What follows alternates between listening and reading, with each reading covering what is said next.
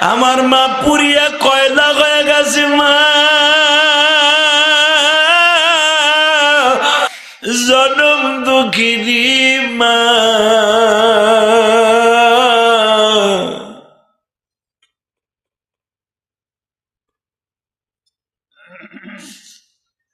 বাবা হাসপাতালের বেডে আমার এই বোনটা চিল্লাইতেছে আর কাঁদতেছে।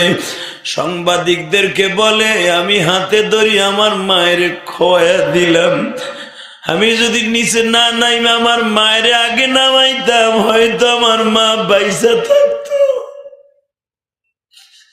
আমি ঠিকই বাঁচিয়া গেলাম, আমার মা আর বোন জীবনের তরে শেষ হয়ে গেল। এ যুবক রে, তোমাদের কাছে দুইটা পাও ধরে বলে দিয়ে যাই, তোমরা আর একটা ঘটনা দেখছো নি, একটা ছেলে